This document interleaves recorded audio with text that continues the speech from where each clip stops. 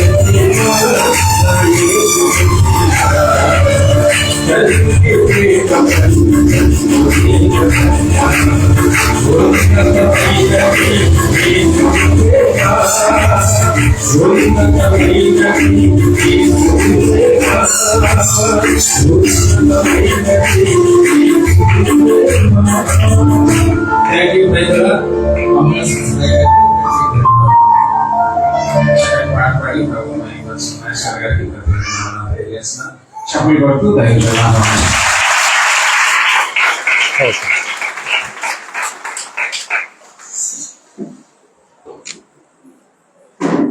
మీకందరికీ ప్రభు అయిన యేసుక్రీస్తు వారి శ్రేష్టమైన నామములో ఈ సాయం వేళ శుభములు మీకు అందిస్తూ ఉన్నాను. దేవుని కృప వలన మనము ఈ 5వ సెషన్ దేవుడు సహాయం చేశాడు. 5వ సెషన్లో మనము సమకూడి ఉన్నాం. మనం ఇంత మట్టుకు మరి ఒకసారి గమనించినట్లయితే ఆదేశము ఆరోహణము మొదటి సెషన్లో, 2వ సెషన్లో పెంతెకోస్తు పరిశుద్ధాత్ముడు, 3వ సెషన్లో దైవభీతి నైతిక జీవితం, 4వ సెషన్లో అనభిషక్త పరిచర్య సంఘాభివృద్ధి, ఇప్పుడు బోధకులు లేఖనం. ఇందు నిమిత్తమై మరి వాక్యమును చదివి వినిపించారు. అనగా అపోస్తల కార్యముల గ్రంథము 8వ అధ్యాయము 26 నుండి 39వ వచనం వరకు వాక్య భాగాన్ని చదివి వినిపించారు. ఈ వాక్య భాగమును మీరు బైబిల్స్ తెరిచి ఉంచవలసిందిగా కోరుచూ ఉన్నా. మనము గమనించినట్లయితే టు డ్రా కనెక్షన్, సంఘములో హింసలు ప్రారంభమైనాయి. వరుసగా ఒక్కొక్క సమస్యను చూసుకుంటూ వస్తూ ఉన్నాం. మొదటి సమస్య మనకు తెలుసు. మరి ఒక సమస్య దేవుని సన్నిధిలో అర్పించవలసినటువంటి దైవార్పితమైన వాటిని దొంగిలించడం. సంఘ నైతిక జీవితానికి అదొక సవాలు. మరి రెండవదిగా మనము గమనించినటువంటి సమస్యల్లో సంఘములో సణుగుడు మరొక సమస్య వచ్చినది. దేవుడు పరిష్కరించాడు ఆ రెండింటిని.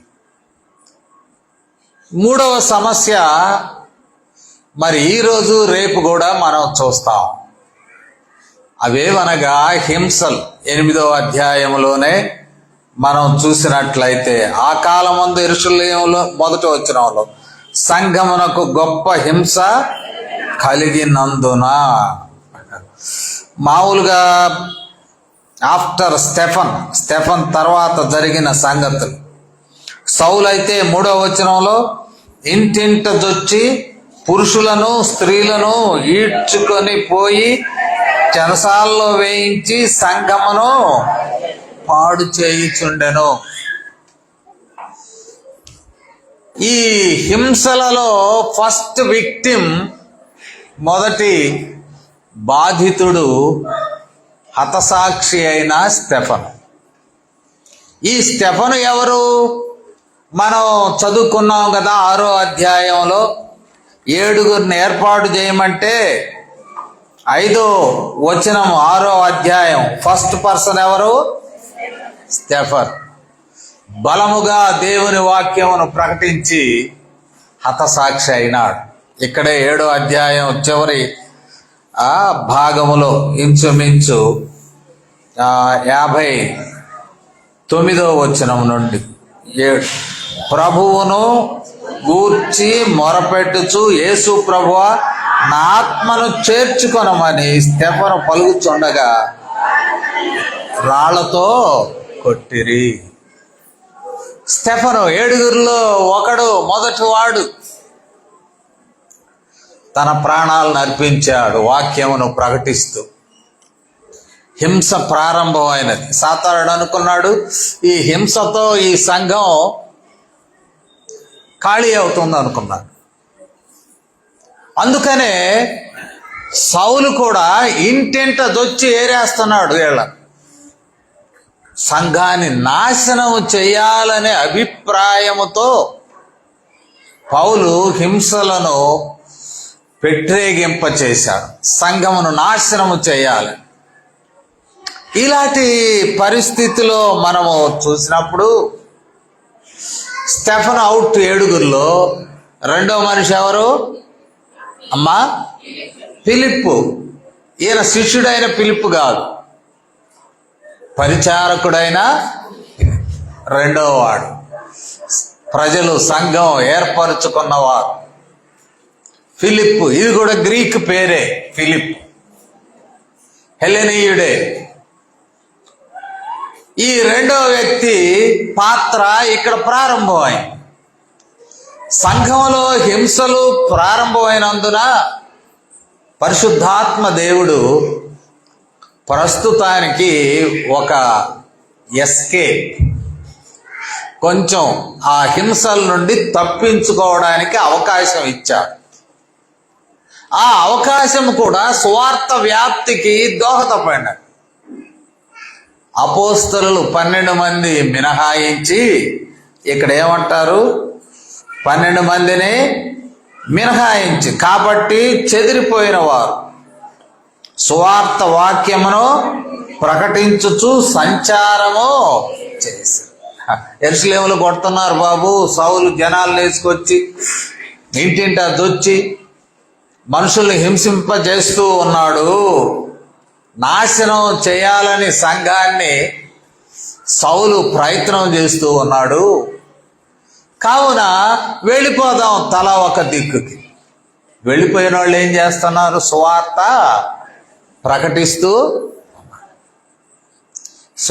ప్రకటిస్తూ వెళ్ళినటువంటి వారిలో ఫిలిప్పు గురించి ఇప్పుడు ధ్యానం చేస్తూ ఉన్నాం. ఫిలిప్పు సువార్త ప్రకటిస్తూ ఉత్తరానికి వెళ్ళాడు, సమరయకు. యెరూషలేమునకు ఉత్తరములోనున్న సమరయ భూభాగానికి వెళ్ళారు. సమరయులకు యూదులకు సాంగత్యము లేదు. దేవుడు నడిపించాడు సమరయకు. సమరయలో సువార్తను ప్రకటిస్తే అనేకులు ప్రభువును అంగీకరించారు. బాప్తిస్మాలు జరిగినాయి. వారందరూ పరిశుద్ధాత్మతో నింపబడాలని చెప్పి యెరూషలేము నుండి మరి పేతురు, యోహాను వచ్చారు. 17వ వచనంలో సమరయ్య పిలిపించారు. అయ్యగారులు రండి, అపోస్తలులారా రండి, ఏడు సువార్త ప్రకటించాం. సమరయ్యలో మనుషులు యేసు ప్రభువారిని స్వీకరించారు, బాప్తిసం పొందారు. 17వ వచనంలో అప్పుడు పేతురును యోహానును వారి మీద చేతులుంచగా వారు కూడా పరిశుద్ధాత్మను పొందారు. సంఘంలో పరిశుద్ధాత్మ దేవుడు బలముగా పనిచేయచ్చు ఉన్నారు. ఇప్పుడు ఫిలిప్పును పరిశుద్ధాత్మ దేవుడు సమరయలో ఉండకుండా ప్రభు దూత చెప్తాడు. 26వ వచనం మనం చూసినట్లయితే ఆ ప్రభు దూత నీవు లేచి దక్షిణముగా వెళ్ళి యెరూషలేములో నుండి గాజాకు పోవు అరణ్య మార్గములో కలుసుకొమ్మని ఫిలిప్పుతో చెప్పగా, ఇప్పుడు ఫిలిప్పు అనదర్ అసైన్మెంట్, ఇంకొక అసైన్మెంట్ ఇచ్చాడు. ఇక్కడ ఫిలిప్పు అపోస్తలుడు కాదు, ఫిలిప్పు సువార్తీకుడు. స్టెఫన్ కూడా సువార్తీకుల లెక్కనే, అపోస్తలుడుగా కాకుండా సువార్తీకుడుగా మాట్లాడినందుకు ఆయనను రాళ్లతో కొట్టి చంపారు. యేసును పాత నిబంధనలో చూపిస్తూ బలముగా మాట్లాడినందువల్ల దేవదూషణ చేశాడని నెపం వేసి స్టెఫన్ను చంపేస్తే, రెండవ వ్యక్తి ఈయన కూడా సువార్తీకుడు అయ్యాడు. పరిచర్యలో ఉన్నటువంటి వ్యక్తి సువార్తీకుడు అయ్యాడు. ఒక మాట చెప్పాలి, ఆ సమయం పరిగెట్టినా కూడా, ఏంటంటే కాపరికి సువార్తీకునికి ఉన్న తేడా చెప్పగలరా? ఒక తేడా చెప్పండి, కాపరికి సువార్తీకునికి ఉన్న తేడా. The difference between pastor and evangelist. అమ్మా, కాపరి నిండు జీవితాన్ని దేవునికి సమర్పించుకుంటాడు. కాపరికి పరిపూర్ణమైన సేవ నిమిత్తమై దేవుని పిలుపుకు స్పందించి దేవునికి ఆ జీవితాన్ని అంకితము చేస్తాడు. కాపరి అయ్యాక ఇంకేమైనా ఎగ్జిట్ ఉందా? ఇప్పుడు మనం రొయ్యల వ్యాపారం చేస్తాం, అందులో లాస్ వస్తుంది. పీతల వ్యాపారం చేస్తాం, అందులో లాస్ వస్తుంది. కోళ్ళు వ్యాపారం చేస్తాం, అందులో లాస్ వస్తుంది. గొర్రెల వ్యాపారం చేస్తాం. మనకి చాలా అవకాశాలు, దే ఆర్ ఓపెన్. మనకెవరికైనా సరే మన జీవనం బలపరుచుకోవడానికి మనకు వేరే వేరే చాయిసెస్ ఉన్నాయి మనందరికి. పాదిరికి ఉందా? పాదిరి గారు గడవట్లేదని పాదిరి గారు బిజినెస్ పెట్టొచ్చా? ఏదైనా కరోనా టైంలో మీ పాదిరి గారు ఏమైనా బిజినెస్ పెట్టుకున్నాడా? నాకు తెలియదులే, నేను తొందరపడి అడుగుతున్నా. చెప్పండి, అవునా కాదా? పాదిరి అన్నాక పిలుపు వచ్చినప్పుడు దానికి స్పందించి సమర్పించుకున్నాక ఎగ్జిట్ అనేది లేదు. మరొకటి, పాదిరికి శిక్షణ అవసరం. ఏ సంఘంలో పనిచేస్తున్నాడో ఆ సంఘ సాంప్రదాయంలో శిక్షణ. మీరు ఏమి అనుకోవద్దు. పెంతెకోస్తు సంఘంలో శిక్షణ పొంది బ్యాప్టిస్ట్ సంఘంలో పరిచర్య చేస్తానంటే ఏమ్మా? ఈ సాంప్రదాయం తెలియాలి, ఈ ఆరాధన తెలియాలి, ఈ బాప్తిస్మం తెలియాలి, ఈ సంఘంలో జరిగేటువంటి ఆరాధన క్రమం తెలియాలి.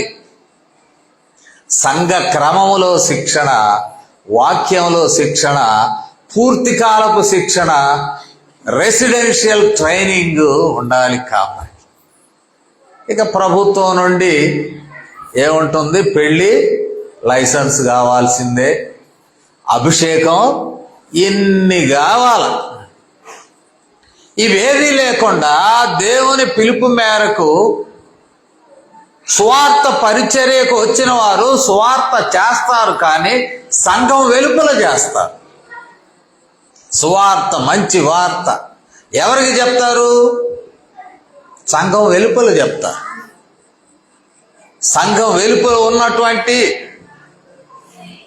పాపములో జీవించుచున్నటువంటి బందీకృతులైన వారికి చెప్తారు, అయ్యా నీకు మంచి వార్త ఉన్నది, నీ పాపమునకు క్షమాపణ ఉన్నది, రండి అని చెప్పి తీసుకువచ్చి బాప్తిసం ఇప్పించాక పాస్టర్ గారు మొదలు పెడతాడు పరిచర్య. విశ్వాసపు లోతులలోనికి వారిని పాస్టర్ గారు నడిపిస్తాడు. మన అర్థం ఏమిటంటే, సంఘములో ఉన్న విశ్వాసులు ఎక్కువ భాగం బాప్తీసం పొందిన విశ్వాసులని మన నమ్మిక. It is our understanding. నేనేమి మిమ్మల్ని వేరు చేయట్లేదు. బాప్తీసం పొందిన వాళ్ళు చేయొద్దండి. మనమే పిల్లలకి ఇవ్వం కాబట్టి పిల్లలు ఫీల్ కానక్కర్లా. దించండి. నేను మిమ్మల్ని ఎవరు చేయత్తలేదని కూడా సరిగా చూడలేదు. కానీ ఎక్కువ భాగం బాప్తీసం పొందారు. పాదిరి పని ఏమిటి? మిమ్ములను వాక్యపు లోతులలోనికి విశ్వాసపు లోతులలోనికి ఒక క్రైస్తవునిగా క్రైస్తవురాలిగా జీవించడం ఎట్లాగో కాపరి పని. స్వార్థికుని పని పాపం ఎట్టిదో క్షమాపణ ఎట్టిదో విడుదలకు సంబంధించిన వార్త పాపములో జీవించుచున్న క్రైస్తవేతరులైన అన్యులకు ప్రకటించడం. రెండు వేరు అయినాయి. అర్థమైతే దేవునికి స్తోత్రం. హల్లెలూయా. అర్థమైనట్టేనా? మంచిది, సంతోషం. ఇక్కడ సువార్తికుడు ఫిలిప్పు పరిచారకుడుగా పిలువబడినాడు. 7గురిలో 2వ వాడు. ఆయన సువార్తికునిగా సమరయలో సువార్త అందించాడు. రక్షణ పొందిన వారిపై చేతులుంచి ప్రార్థన చేయడానికి పేతురు యోహానును యెరూషలేము నుండి పిలిపించారు. వారు ప్రార్థించుచుండగా వారు పరిశుద్ధాత్మతో నింపబడ్డారు. ఒక అసైన్మెంట్ అయిపోతే ఇక్కడ పరిశుద్ధాత్మ దేవుని దూత అనే మాట వాడబడుతుంది. ఇంకొంచెం ముందుకు వెళ్తే దేవుని ఆత్మని వాడబడుతూ ఉంటుంది. మీకు చాలా తేలిక.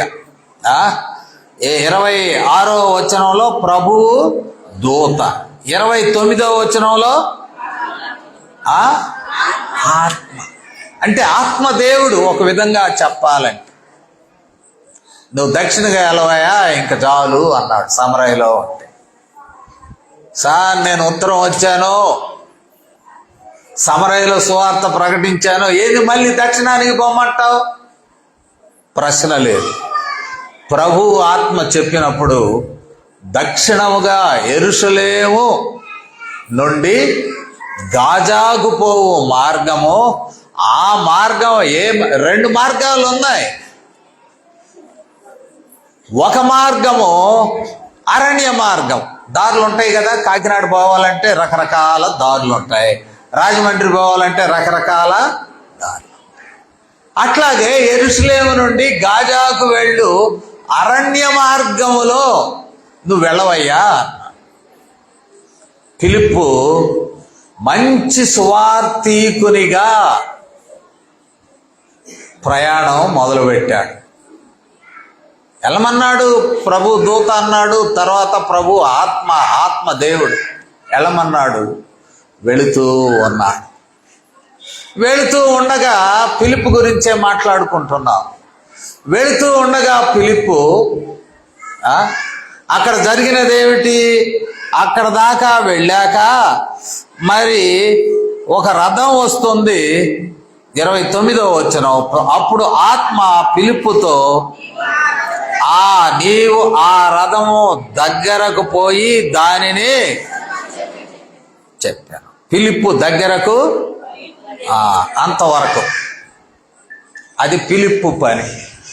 దైవ సేవకుడు, సువార్తీకుడు, పరిచారకుడైనటువంటి ఫిలిప్పు దేవుని ఆత్మ యొక్క నడిపింపులో తాను ముందుకు సాగుతున్నాడు. ముందుకు వెళుతున్నాడు, సాగుతూ ఉన్నాడు. మరి రెండవ వ్యక్తి, ఇంకొక వ్యక్తి వస్తాడు సీన్లో. ఆయన ఎవరు అమ్మా? నపుంసకుడు. ఈయన నపుంసకుడే కానీ ఆఫీసర్. ఏం ఆఫీసరు? ఎవరి దగ్గర ఆఫీసర్ అయినా? ఇక్కడ చూడండి 27వ వచనంలో, అప్పుడు ఐథియోపియుల రాణి అయిన కందాకే క్రింద మంత్రి అయి ఆమె యొక్క ధనాగారం అంతటి మీదనున్న ఐగుప్తీయుడైన నపుంసకుడు ఉన్నాడు. ఎవరు? ఆమె ఎవరు? రాణి. రాణిగారుల దగ్గర, రాణులు నివసించే దగ్గర పని చేసేటువంటి పురుషులను నపుంసకులుగా మారుస్తారు. ఇది జాగ్రత్తగా వినండి. రాణి గారి భవనంలో వాసములో పనిచేసేటువంటి పురుషులు ఎవరైనా సరే వారిని నపుంసకులుగా మారుస్తారు. మనం అంటాం కదా, సర్జికల్ ప్రాసెస్ అంటారు మనవాళ్ళు. Through surgical process. ఈ మధ్య నపుంసకుళ్ళు వాళ్ళకిష్టమైన మగవాడిగా కావాలంటే మగవాడు, ఆడమనిషిగా కావాలంటే వాళ్ళు సర్జికల్ ప్రాసెస్లో వాళ్ళు పొందుతున్నారు. కానీ ఇక్కడ ఈ దినాలలో in contemporary kingdoms or nations ఒక పురుషుని అపాయింట్ చేయాలంటే అతనిని నపుంసకునిగా మారుస్తారు. ఒకవేళ నపుంసకుడే తెలివైన వాడు దొరికితే నపుంసకుడిని నియమిస్తారు. కాబట్టి నపుంసకుడికి పేరు ఇవ్వలా ఇక్కడ. ఈ లూకా సువార్తికుడు పేరు ఇవ్వలేదు. బహుశా ఈ విషయాలన్నీ ఫిలిప్పే చెప్పుంటాడు లూకా. ఎందుకంటే ఫిలిప్పు కైసరియలో ఫిలిప్పు ఉంటుండగా వీరు వెళ్ళారు. పౌలు, లూకా వాళ్ళ ఇంట్లో కొంతకాలం ఉన్నారు. మనం ఎప్పుడైనా 20వ అధ్యాయంలో మనం చూడవచ్చు. అపోస్తల కార్యములు 20వ అధ్యాయంలో మనం గమనించవచ్చు. అక్కడ ఉంటుండగా ఈ సంగతులు చెప్పినట్లు మనము భావిస్తాం. 21 క్షమించండి, 8వ వచనం. మరునాడు మేము అంటున్నాడు రాసే ఆయన. జాగ్రత్తగా వినండి. మరునాడు మేము అంటే ఎవరు? బయలుదేరటం తర్వాత సంగతి. మేము అంటే ఎవరు? రచయిత. మేము అనగా రచయిత. మేము వెళ్ళి వచ్చామండి అంటాం అనుకో, అందులో నేనున్నట్టేనా? ఇప్పుడు కాకినాడ వెళ్ళొచ్చామండి అంటాను అనుకో, నేనున్నట్టేగా. ఇక్కడ లూకా అంటున్నాడు మేము అంటే లూకా ఉన్నాడు పౌలుతో పాటు. వీరు కలిసి ఫిలిప్పు ఇంటిలో ఉన్నారు. అక్కడ తర్వాత ఎప్పుడైనా చదవండి. ఫిలిప్పు ఇంట్లో 7గురిలో ఒకడును సువార్తికుడునైనా ఫిలిప్. సువార్తికుడు అని చెప్పాను ఇందాక. ఫిలిప్పు ఇంట ఉన్నాడు. ఫిలిప్పు ఈ సంగతులు లూకాకు చెప్పాడు. అది భావన, అజంప్షన్. చెప్పాడు కానీ ఈయన పేరు చెప్పలే. నపుంసకుడి పేరు చెప్పలేదు. చెప్పినా కూడా వ్రాయలేదు. మనకి తెలియదు ఈ వైనం. నపుంసకుడు ఆయన యొక్క స్టేటస్ చెప్పాడు. ఈ నపుంసకుడు ఏం చేశాడంటే రాణిగారి దగ్గర మంత్రి, ఆఫీసర్, ఖజానా చూస్తున్నాడు. ఖజానా చూస్తున్నావంటే అకౌంటెంట్ అనొచ్చు. మంచి అకౌంటెంట్ ఆర్ ఆడిటర్, మంచి విద్యావంతుడు. ఈయన యెరూషలేము వెళ్ళాడు. యెరూషలేము ఎందుకు వెళ్ళాడు అమ్మా? ఆరాధన. యెరూషలేములో ఆరాధన చేయనిస్తారా? నపుంసకుడికి ఎంట్రీ ఉందా అమ్మా? లేదు. అవిటి వారికి లేదు, అంగవైకల్యం గలవారికి లేదు, నపుంసకులకు లేదు, స్త్రీలకు కూడా లేదు, అన్యులకు అసలు లేదు. యెరూషలేము దేవాలయం ఎక్కడ ఉండాలి మరి? వీకంటూ వేరే ప్రాంగణం ఉంటుంది. దేవాలయం ప్రాంగణం అంటే కాంపౌండ్, డిఫరెంట్ పార్ట్. యూదుల్లో పురుషులైనటువంటి వారు చక్కగా లోపలకు వచ్చి ఆరాధన చేసుకొనవచ్చు. సున్నతి పొందిన వారు, పెద్దవారు అందరు. స్త్రీలు కానీ, అంగవైకల్యం గలవారు కానీ, అన్యులు కానీ, వాళ్ళల్లో నపుంసకులు కానీ వారు ఎక్కడ చేయాలి? ఆవరణ. బహుశా ఈ నపుంసకుడు యెరూషలేము వచ్చి ఆరాధన చేసుకున్నాడు కానీ ఎక్కడ చేసుకుని ఉంటాడు? ఆవరణలో. ఎక్కడో బయట ఉండి వాక్యం విని మరి అక్కడ ఏమైనా అర్పణలు అంగీకరిస్తారో లేదో నాకు తెలియదు. అన్యులు మరియు నపుంసకుల అర్పణలు అంగీకారం ఉందో లేదో తెలియదు. కానీ ఏదో ఒక చోట ఆయన ఆరాధనలో పాల్గొని తిరిగి వెళుతున్నాడు. తిరిగి వెళుతూ ఉంటే ఆయన ఒక గ్రంథం సంపాదించుకున్నాడు. ఏమిటా గ్రంథము? యెషయా గ్రంథం. ఇప్పుడు 3 వచ్చినాయి. ఒకవైపు ఫిలిప్ అనే సువార్తికుడు వచ్చాడు, రెండో వైపు ఐథియోపియుడైన నపుంసకుడు వచ్చాడు, ఆఫీసర్, ట్రెజరీలో ఆఫీసర్. మూడవది ఏమొచ్చినది? యెషయా గ్రంథం అనగా వాక్యం. మూడవది వాక్యం. ఆర్ యు ఆల్ రైట్ అమ్మా? ఏమన్నా మత్తుగా ఉన్నదా? సరే, మంచిది. 3 విషయాలు నపుంసకుడు గురించి చెప్పుకున్నాం, ఫిలిప్ గురించి చెప్పుకున్నాం, ఇప్పుడు మూడవది యెషయా. ఈ ముగ్గురు మధ్యనే ఈ సంఘటన అల్లబడినది, జరిగినది. అల్లబడినది అంటే కవిత్వం కాదు. ఆ సంఘటనని లూకా చక్కగా వ్రాసి ఇచ్చాడు. ఫిలిప్పును గురించి మనం చూస్తే, ఫిలిప్పు దేవుని ఆత్మ ఎటు వెళ్ళమంటే అటు వెళుతూ ఉన్నాడు, ఆత్మ ప్రకారం నడుచుతూ ఉన్నాడు. మరి నపుంసకుడు అయితే దేవుని వాక్యాన్ని చేతబట్టుకొని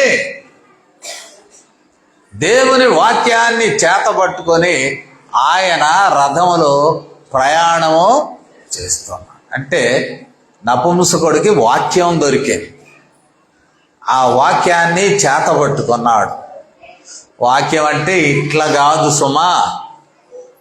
ఈ పేపర్ టెక్నాలజీ ఎప్పుడు వచ్చింది అమ్మా? పేపర్ టెక్నాలజీ, సన్నటి పేపరు, ఉల్లిపొర లాంటి పేపర్లు వస్తున్నాయి ఇప్పుడు. రెండవది ప్రింటింగ్ ఎప్పుడు వచ్చింది? ఎవరు ప్రింటింగ్ ప్రెస్ కనుక్కున్నది? జాన్ గుటెన్బర్గ్ కదా, క్రైస్తవుడు. ప్రింటింగ్ ప్రెస్ మొదటగా కనుక్కున్న ఆయన ఏం ప్రింట్ వేశాడు? బైబిల్. ఎప్పుడు జరిగినది? 1500 చిల్లర్లో.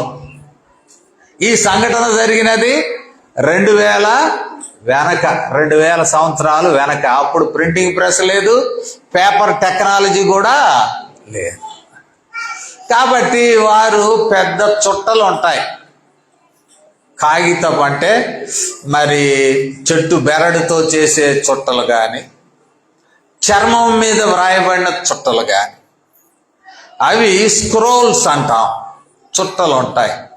ఏదో యెషయా గ్రంథం చుట్ట ఒకటి తెచ్చుకున్నాడు. అది ప్రింటింగ్ చేయబడినదా? కాదు, ఎత్తి రాయబడినది. ఎత్తి వ్రాసేవారెవరు? స్క్రైబ్స్. అంటే ఎవరు? తెలుగులో శాస్త్రులు, లిఖితులు, స్క్రైబ్స్ అనగా. ఇలాంటి యెషయా గ్రంథమును కష్టముతో సంపాదించాడు నపుంసకుడు. మరి డబ్బు ఖర్చు పెట్టుంటాడు, అది సార్.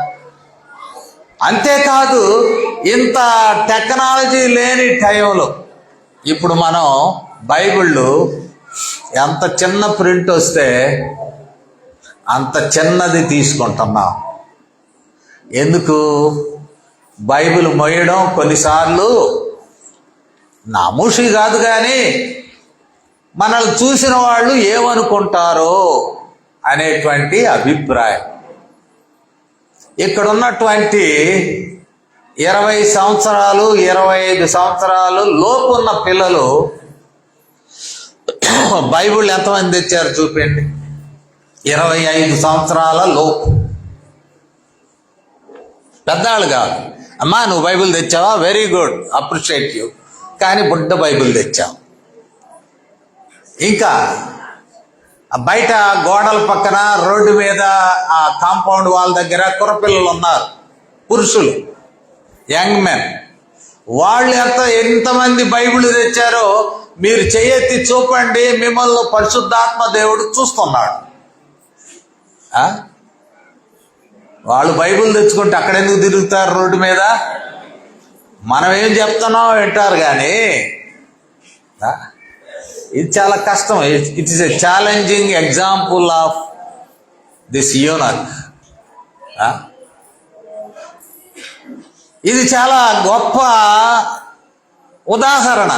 బైబిల్ను తెచ్చుకోవడం ఒక యెషయా గ్రంథమే సరిపోయి ఉంటుంది, ఇంతలో చుట్ట వచ్చి ఉంటుంది. వ్రాతపతి స్క్రోల్ తీసుకున్నాడు, రథంలో పెట్టుకున్నాడు. రథంలో పెట్టుకొని ఏం చేస్తున్నాడు? రథం వెళుతూ ఉన్నది, రథం పోతుంది. రథం పోతుంటే రథంలో కూర్చొని ఆయనకున్నటువంటి ఆశ చావక ఇంటికి పోయేలోపు కాస్త చదువుదాం అనుకుని చదువుతూ ఉన్నాడు. అవునా? ఇంటికి పోయేలోపు దీన్ని చదువుదామని చదువుతూ ఉన్నాడు. ఈ స్టార్టెడ్ రీడింగ్ ఇట్. ఎట్లా చదువుతున్నాడు అమ్మా? ఎట్లా చదువుతున్నాడు? ఆయన చదువుతూ ఉంటే పరిగెత్తుకుని వచ్చిన ఫిలిప్పుకు వినపడుతూ ఉన్నది. ఇక్కడ చూసారా? ఆ మాట మా జాగ్రత్తగా చూడండి.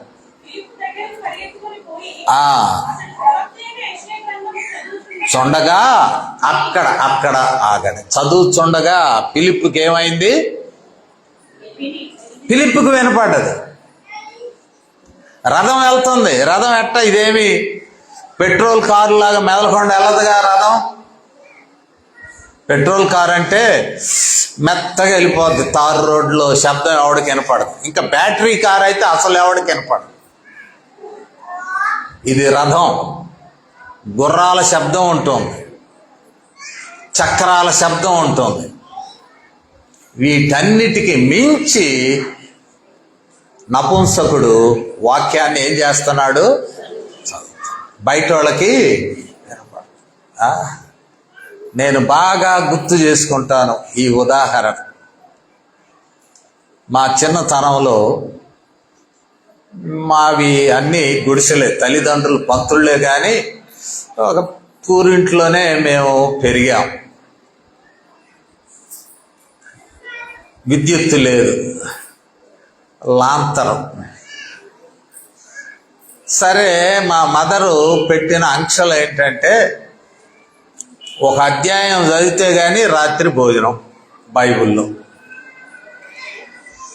సరే, నేను బైబిల్ తెచ్చుకొని లాందర పెట్టుకొని ఇంటి బయట, గుడిసె బయట, అది వీధి అంటాం, అట్ట పరుచుకొని బైబిల్ ఇట్ట పెట్టుకొని లాందర పెట్టుకొని ఇట్ట చూసి, అమ్మా అయిపోయింది అన్నం పెట్టు అనేవాడు. ఆమెనేది నాకు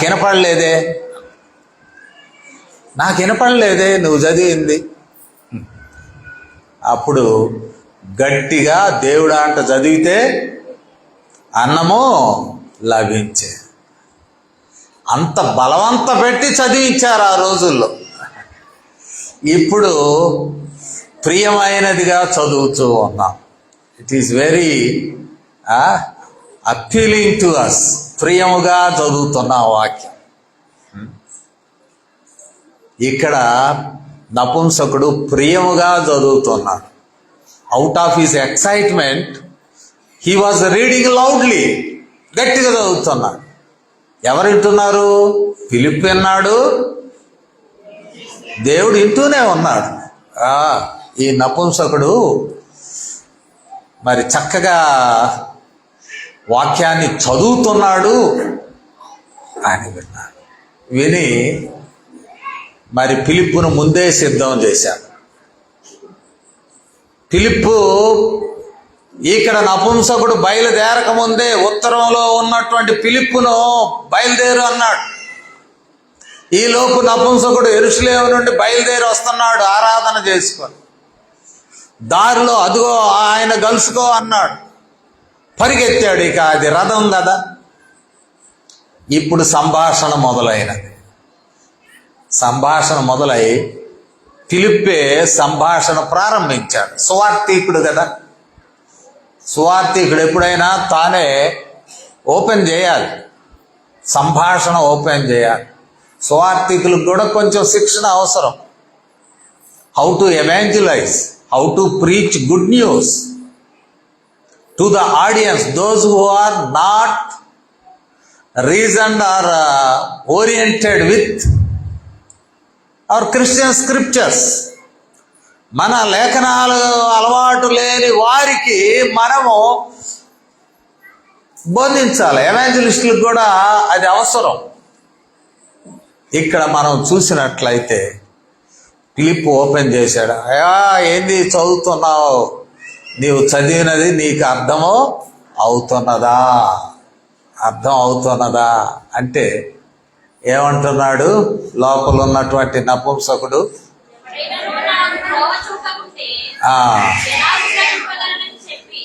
చాలు అంటున్నాడు.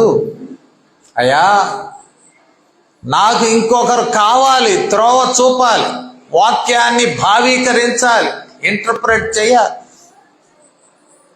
ఎవరైనా నాకు దీని భావం తెలుపకపోతే నాకెలాగ అర్థమవుతుంది అని ఫిలిప్పును రథమెక్కి కూర్చోనమని ఏం చేశాడు? వేడుకొన్నాడు. ఏమయ్యా, ఏందో దానిపోతున్నావు, వస్తావా, దా కూర్చో అన్నాడా? నమస్కారం మహాప్రభు, రా నాయన, పై రథము ఎక్కు, వేడుకొనెను. ఎక్కాడు ఫిలిప్పు, రథము ఎక్కాడు. ఎవడు బోధకుడు అయ్యేటట్టు ఉంది పెద్ద అయ్యాక. రథం ఎక్కాడు. రథం ఎక్కాక అప్పుడు సంభాషణ మొదలైంది. ఈ సంభాషణ ఏమిటి అని మనం చూసినట్లయితే, సంభాషణ ఏమిటి అంటే, అతడు చదువుతున్న లేఖన భాగం ఏదనగా, ఇక్కడ మరలా వాక్యం వచ్చింది, గాస్పల్. యెషయా గ్రంథంలో ఇక్కడ ఒక ఆయన అన్యాయముగా దెబ్బలు తింటున్నాడు, బాధ పెట్టబడుచూ ఉన్నాడు. గొర్రె పిల్లలాగా నోరు తెరవకుండా గాయపరచబడుతూ ఉన్నాడు. అది ఈ కంటెంట్ యొక్క ఉద్దేశం. అంతేనా? ఇక్కడ ఒక వ్యక్తి మరి చాలా బాధపడుతున్నాడు, ఇబ్బంది పడుతున్నాడు. యెషయా గ్రంథంలో 56వ అధ్యాయము 3-4 వచనాలు ఉంటుంది. ఇప్పుడు చూడనక్కర్లేదు, సేమ్ థింగ్. ఇక్కడ లూకా సైట్ చేశాడు ఆయన చదువుతున్నదాన్ని. చదువుతున్నావు, ఓకే, ఇది చదువుతున్నానయ్యా. ఒక ఆయన శ్రమ పెట్టబడుచు ఉన్నాడు, బాధింపబడుచు ఉన్నాడు. గొర్రెవలే ఆయన వధకు తీసుకురాబడ్డాడు. కసాయివాని యొద్దకు గొర్రె ఎలా తీసుకొస్తారో ఆయనను వధకు తీసుకొని వచ్చారు అని చెప్పి ఫిలిప్పే ప్రశ్నలు వేస్తాడు. ఎవరయ్యా ఈ గొర్రె? ఆ యెషయా ప్రవక్త తనను గురించి చెప్పుకొనుచున్నాడా, లేక వేరొకని గురించి చెప్తున్నాడు? అదే కదా ప్రశ్న. చదవండి, ప్రశ్న అదేనా? ఎవరిని గురించి ఇలాగ చెప్పుచున్నాడు? తన్ను గూర్చియా, వేరొకని గూర్చియా నాకు తెలుపుమని ఫిలిప్పును అడిగాను. వాక్యం చదివాడు కాబట్టి అర్థం చేసుకోవడానికి కొన్ని ప్రశ్నలు ఆయనకు రెడీగా ఉన్నాయి, క్లారిటీ కొరకు. మీకు ప్రింట్ చేసి ఇచ్చారు, ఏ ఏ వాక్య భాగాలు ఏ రోజున. ప్రతి పూట అడుగుతున్నా, ఎంతమంది చదువుకొని వచ్చారు? ఈరోజు ఈ భాగాన్ని చదువుకొని వచ్చిన వాళ్ళు యథార్థంగా ఎందుకంటే పరిశుద్ధాత్మ దేవుడు మన మధ్యలో ఉన్నాడు. యథార్థంగా చదివి వచ్చినవాడు కాసేపు అట్టు ఉండేవాడు. చెయ్యి ఏం పోయింది? మీరు చదివారు కదా అమ్మా, వండర్ఫుల్.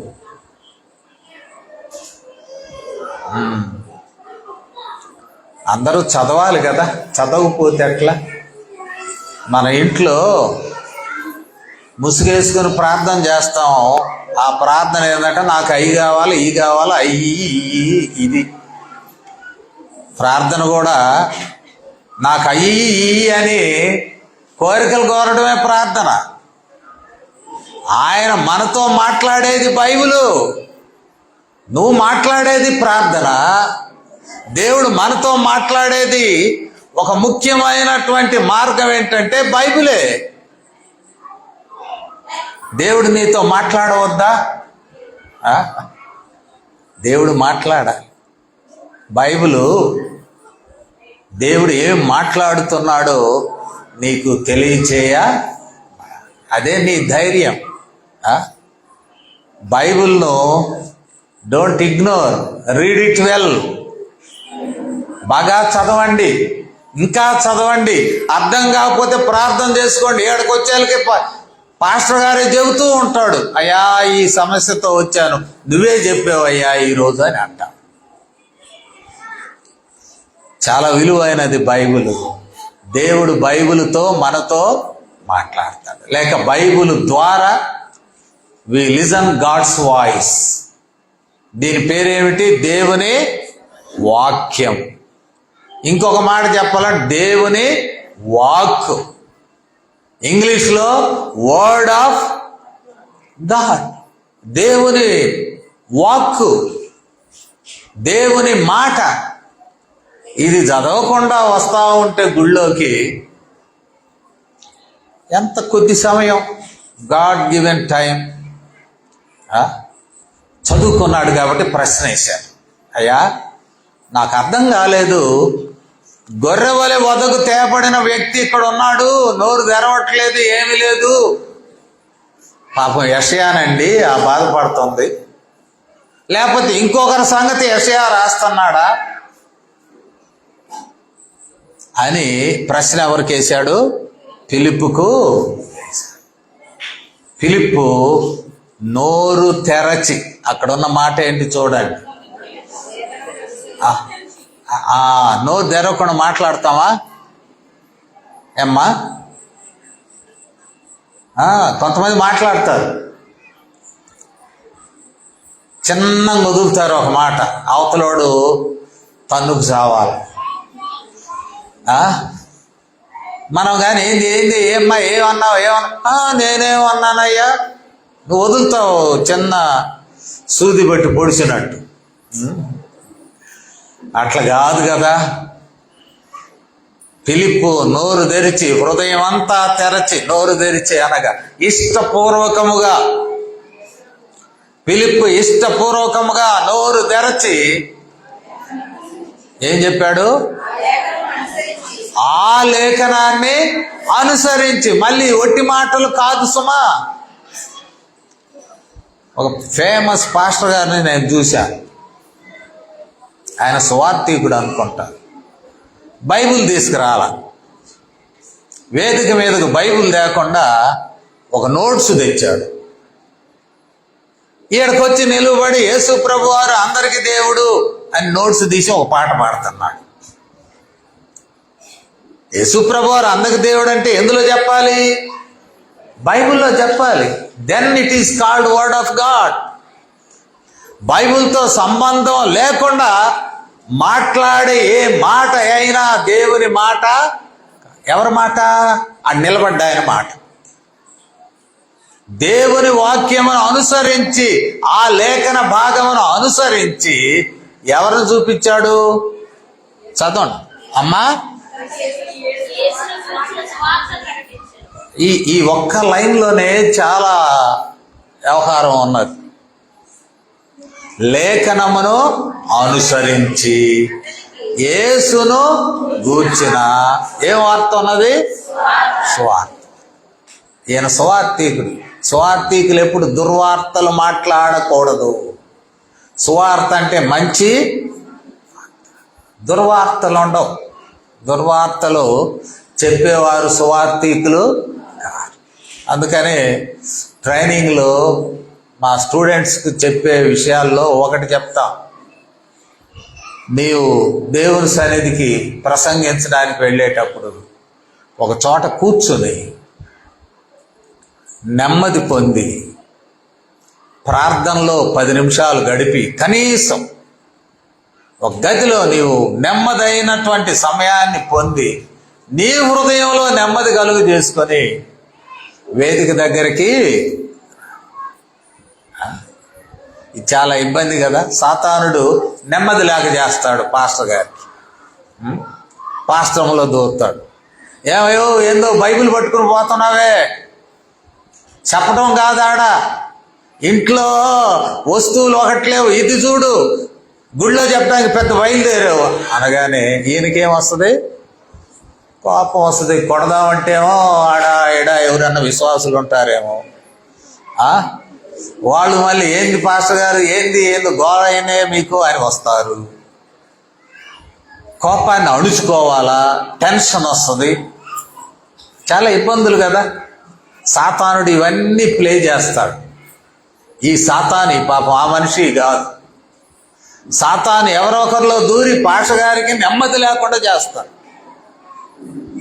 పాస్టర్ గారు నెమ్మది పొందాలా, ఒక గదిలో కూర్చుని ఐసోలేటెడ్గా ఒక్కరిగా కొంచెం నెమ్మది ప్రభువా, సువార్త నెమ్మదిగా మంచి వార్త చెప్పాలి. ఇక్కడికి వచ్చా కోపం వస్తుంటది. సువార్త చెప్పబోయి దుర్వార్త, నువ్వు నాశనం అవుతావు సహోదరుడా, ఓ సహోదరి నువ్వు నాశనం అవుతావు, నీకు కుష్టి వస్తుంది, నీకు రోగం వస్తుంది అని.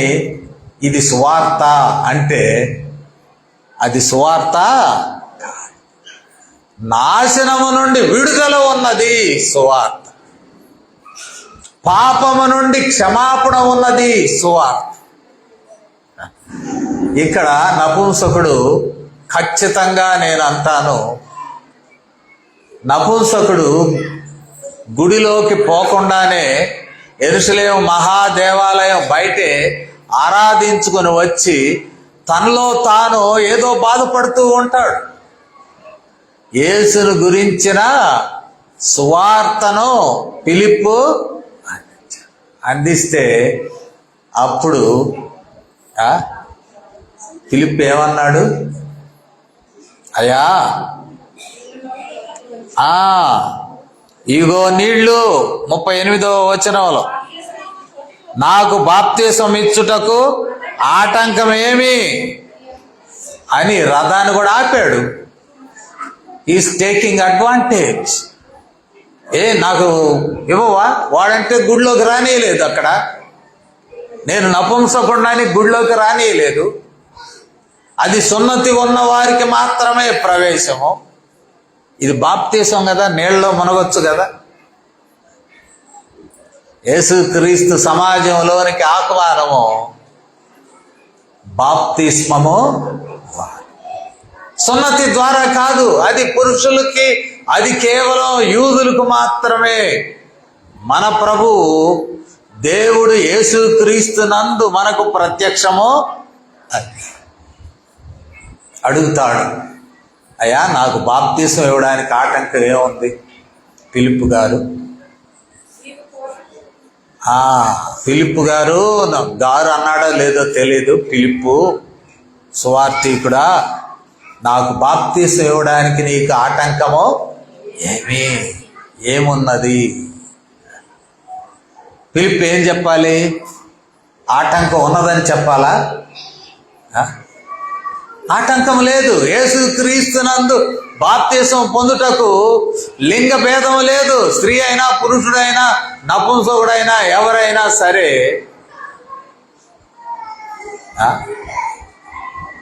బాప్తీసం పొందుటకు. మాకొక నపుంసకురాలు, నేను పనిచేసే సంఘంలో కొండ మీద ప్రార్థనకు వస్తుంటాం.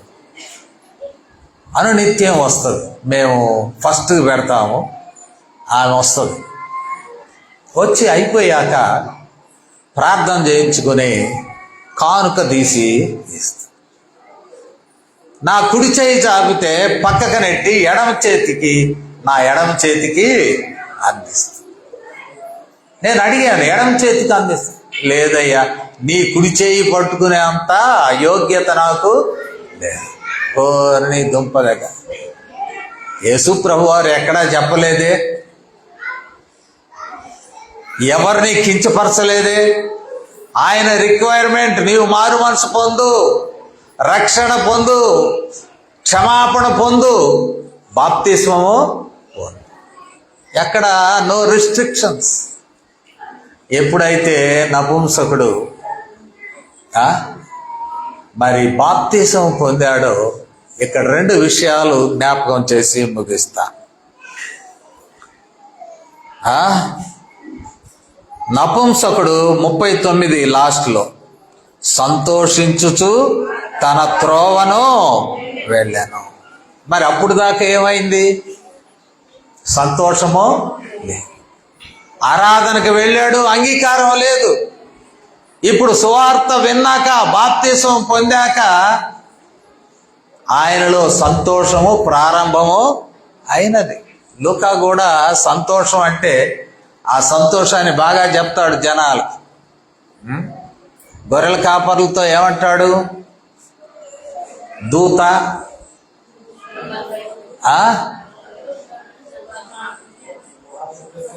మహా సంతోషకరమైన సువార్తమానము.